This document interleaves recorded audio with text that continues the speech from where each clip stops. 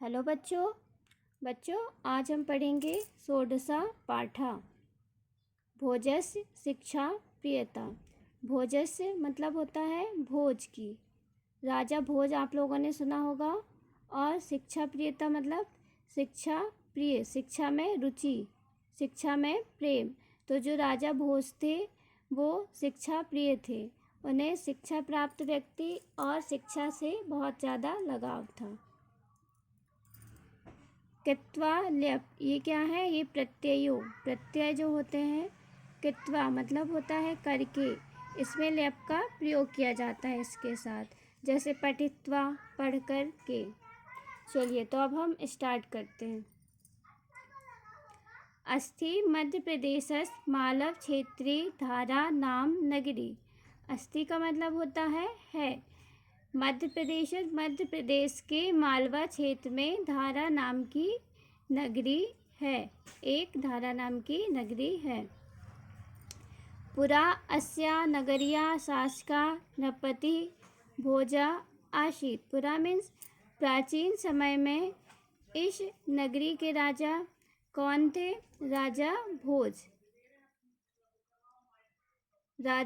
भोज थे। नृपते आदेशा आसीत यत, राजा का आदेश था कि विप्रो अपि यो भवेन मूर्खा सा पुरात बहिरस्तु मे, कुंभकारो अपि यो विद्वान चा तिष्ठतु पुरे मम।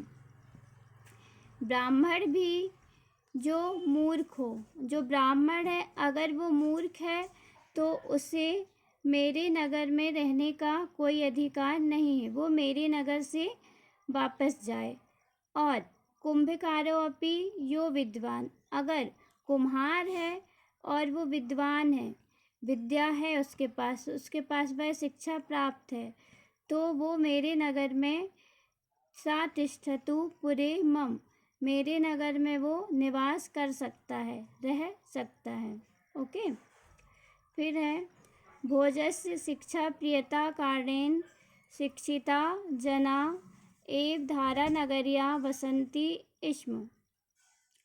भोज की शिक्षा प्रियता के कारण से शिक्षित मनुष्य धारा नगरी में निवास करते थे। एकदा उद्यान मार्गे विहरन् भोजा कमपि विप्रम आपश्यत। एक बार उद्यान मार्ग में घूमते हुए राजा भोज ने एक ब्राह्मण को देखा। तस्य हस्ते चर्ममयं कमण्डलुं दृष्ट्वा तं च अतिदरिद्रं ज्ञात्वा राजा आप्रच्छयत्। विप्र तस्य हस्ते चर्ममयम, तस्य मीन्स होता है उसके, हस्ते मीन्स हाथ में, उसके हाथ में चमड़ा सहित कमंडल देखकर और उसे अति गरीब जानकर राजा ने पूछा, राजा भोज ने उस ब्राह्मण से पूछा कि अरे ब्राह्मण देव, चम्रपात्रम किमर्थ हस्ते वहसि, कि चमड़े का पात्र आप हाथ में क्यों लिए हुए हो, क्यों रखे हुए हैं।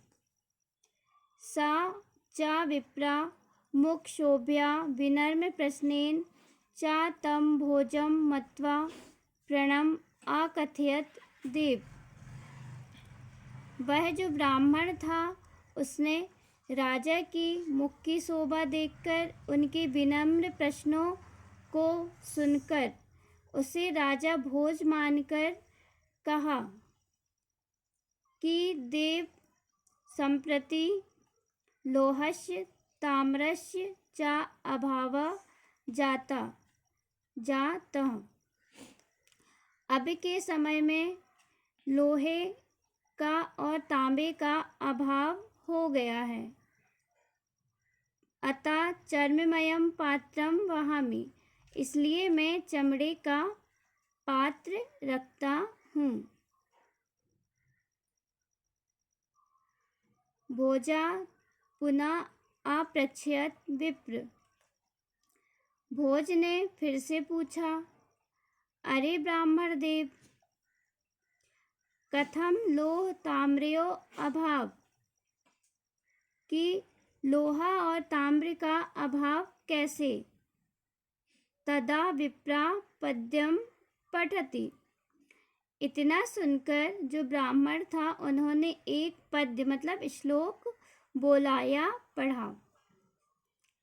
अस्य श्री भोजराजस्य द्वयमेव सुदुर्लभम शत्रूणां श्रृंखले लोहम ताम्रम शासन पत्रिकैः। इस श्री राजा भोज के राज्य में वो ही चीज़ें बहुत ज़्यादा दुर्लभ हैं। शत्रुओं को जंजीरों से बांधने के लिए लोहा तांबा इसलिए कम पड़ गया है क्योंकि शासन की मुद्राएं बनाई जाती हैं। राजा प्रसन्नो भूत्वा तस्मै कवये तां प्रशस्तिपत्रं धनराशिं च पुरस्कार रूपेण आयच्छत्। राजा ने प्रसन्न होकर उस ब्राह्मण कवि को तांबे का प्रशस्तिकरण और धनराशि पुरस्कार के रूप में प्रदान की। शिक्षितानां सम्मानकारणेन भोजस्य नाम अद्यापि भारते प्रसिद्धम। शिक्षितों के सम्मान के कारण राजा भोज हैं, उनका नाम आज भी प्रसिद्ध है। शिक्षा के लिए आप लोगों ने भी सुना होगा राजा भोज का नाम, वो बहुत ज़्यादा प्रसिद्ध है। ओके, तो बच्चों आपका आज का होमवर्क है, ये जो शब्दार्थ दिए हुए हैं इनको आपको पढ़ना है और पढ़कर याद करना है। ओके, बाय बच्चों।